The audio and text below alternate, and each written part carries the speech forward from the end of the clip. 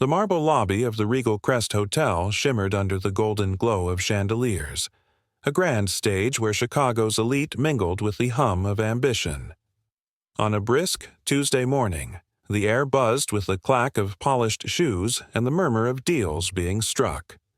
Into this scene strode Evelyn Marshall, a seasoned financial consultant in her mid-50s, her silver-blonde hair swept into a pristine chignon, her navy pinstripe suit a testament to decades of climbing the corporate ladder.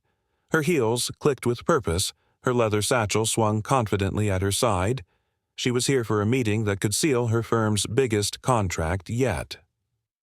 Evelyn prided herself on her razor-sharp instincts, her ability to peg people in a heartbeat. Who held power? Who faked it? Who didn't belong? But as she crossed the lobby, her gaze snagged on a figure near the concierge desk, a man whose quiet presence hinted at a story she couldn't yet read, one that would unravel her assumptions and leave her questioning everything by the time the clock struck noon. He was an older man, perhaps in his late 60s, dressed in a faded corduroy jacket and khakis that looked more suited to a hardware store than a five-star hotel. His salt-and-pepper beard framed a weathered face, and he carried a battered canvas bag slung over one shoulder, a dog-eared paperback peeking out the top. He stood patiently, chatting with the concierge, his voice too low to carry. Evelyn's lips twitched into a faint smirk. "What's he doing here?" she thought, adjusting her scarf. "Lost tourist? Delivery guy?" She dismissed him with a shake of her head and approached the front desk, her mind already on the boardroom ahead. "Evelyn Marshall," she announced to the clerk, her tone crisp. "I'm here for the Grayson Partners meeting, 10th floor." The clerk nodded, handing her a visitor pass, and Evelyn turned toward the elevators, her eyes flicking back to the man. He'd finished his chat and was shuffling toward the same bank of elevators, his pace unhurried. She arched an eyebrow but said nothing, stepping into the car as the doors slid open. To her mild annoyance, he followed, settling into the opposite corner without a glance her way. The ride up was silent, save for the soft ding of passing floors. Evelyn checked her reflection in the mirrored wall, smoothing an invisible crease in her jacket. The man stared at his shoes, his hands clasped around his bag. When the elevator stopped at 10, Evelyn strode out, her chin high, expecting to leave him behind. But as she headed down the plush-carpeted hallway, she heard the faint tap of his footsteps behind her. Her curiosity piqued. Is he lost? Following me? She slowed, glancing over her shoulder. He stopped at the same double doors she was approaching, the ones marked Executive Suite, and fumbled in his bag, pulling out a key fob. Evelyn's brow furrowed. She watched, incredulous, as he swiped the fob and pushed the door open, stepping inside. She hesitated, then followed, her heels sinking into the thick carpet of a spacious conference room.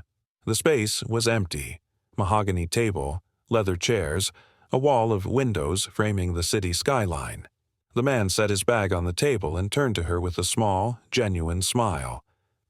"Morning," he said, his voice gravelly but warm. "You must be Evelyn Marshall." Evelyn blinked, caught off guard. "Yes, that's me," she replied, her tone guarded. "And you are—" He extended a hand, steady despite its faint tremble. "George Ramsey. I'm the chairman of Grayson Partners." Her breath hitched. Grayson Partners, the firm she'd been courting for months, a powerhouse in investment management, was led by this man. She'd pictured a slick executive in a three-piece suit, not this unpolished figure with a paperback and a canvas bag. She shook his hand, her mind racing to catch up. "A pleasure to meet you, Mr. Ramsey," she said, forcing a smile. "I wasn't expecting you quite like this." George chuckled, a low rumble. "I get that a lot. Please, sit." He gestured to a chair, easing into one himself with a slight wince. Old knees, she guessed. Evelyn sat, her satchel on her lap, studying him more closely. His eyes were sharp beneath bushy brows, his posture relaxed but commanding in a way she hadn't noticed before.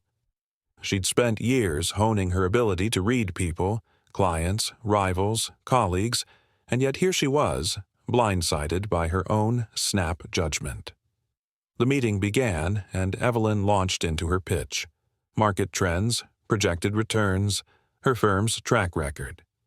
George listened, his head tilted slightly, his fingers tapping the table. He interrupted with questions, precise, probing ones that cut through her polished slides. "Your numbers are solid," he said at one point, "but what's your contingency if the market dips 15% overnight?" Evelyn faltered, her usual poise slipping. She recovered with a rehearsed answer, but his quiet scrutiny unnerved her. This wasn't the pushover she'd pegged him for. He was sharp, seasoned, and unafraid to challenge her.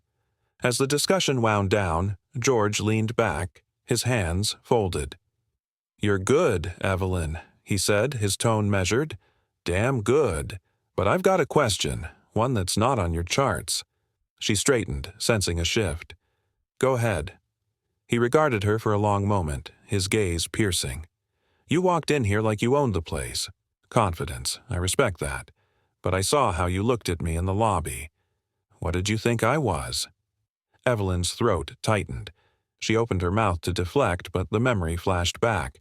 Her smirk, her dismissive, "What's he doing here?" Her cheeks flushed. I didn't know who you were," she admitted, her voice softer than she intended. "I thought maybe you were lost, or not part of this world." George nodded, unsurprised. "Fair enough. I don't look the part, never have. But here's the thing. I've been in this game 40 years, built Grayson from a two-man shop to what it is. And you know what I've learned?" He paused, letting the question hang. "The folks who last, the ones who really win, aren't the ones obsessed with looking powerful. They're the ones who see people, not just suits or titles." Evelyn felt a pang, sharp and unfamiliar. She'd built her career on appearances, her wardrobe, her handshake, her ability to command a room. It had carried her far, but now, facing this man who'd seen through her in minutes, it felt flimsy. "With all due respect, Mr. Ramsey," she said, rallying, "I've gotten where I am by knowing who's who. It's how the game's played." "Maybe," George replied, his smile fading. "But it's a weak game if you're betting on the wrong cues. You almost missed me, missed this deal, because I didn't fit your picture. What else are you missing out there?" The words landed like a quiet thunderclap. Evelyn sat back, her mind spinning. She thought of the lobby, the way she'd sized up guests, ranked them in her head. How many times had she dismissed someone who could have been an ally, a client, a friend? The realization stung, a bruise on her polished ego. George stood, gathering his bag. "Thanks for your time, Evelyn. I'll be in touch about the contract." He paused at the door, glancing back. "Think about it. Success isn't in the mirror. It's in how you treat the room." He left, the door clicking shut behind him. Evelyn stayed seated, staring at the empty chair. She felt exposed, humbled, a sensation she hadn't known since her early days clawing up the ranks. Her mind replayed the morning, her smug glance, her certainty, then George's steady dismantling of her assumptions. She'd walked in expecting to impress, but she was the one schooled. Leaving the hotel, Evelyn stepped into the crisp Chicago air, the city's pulse thrumming around her. She couldn't shake George's words, or the image of him, unassuming yet unshakable, a man who'd built an empire without needing to shout it. She'd always seen humility as a weakness, a crack in the armor. Now, she wondered if it was the steel she'd been missing. Back at her office, Evelyn sat at her desk, the contract proposal still open on her screen. She didn't touch it. Instead, she pulled out a notepad and scribbled a single line. "See people, not suits."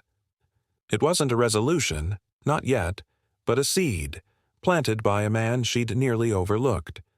She thought of her next meeting, a junior analyst she'd brushed off last week. Tomorrow, she'd listen. Really listen. Days later, an email from Grayson Partners arrived. Contract approved, terms generous. George had signed off with a note. Looking forward to working with you. Keep your eyes open." Evelyn smiled, a rare, genuine curve of her lips. She'd landed the deal, but the real win was quieter, deeper, a shift she felt in her bones. Weeks turned to months, and Evelyn's world subtly changed. She still wore her suits, still strode into rooms with purpose, but her gaze lingered longer now, on the receptionist, the intern, the stranger in the elevator. She asked questions, heard stories, saw beyond the surface. Her team noticed. Meetings grew warmer, ideas flowed freer. Clients remarked on her approachability, a word she'd once scoffed at. One evening, at a networking event, she spotted George across the room, still in his corduroy jacket, chatting with a young entrepreneur. Their eyes met, and he tipped his cap slightly, a knowing glint in his expression. Evelyn raised her glass in a silent toast, gratitude mingling with respect. She'd judged him by his cover, and he'd handed her a mirror.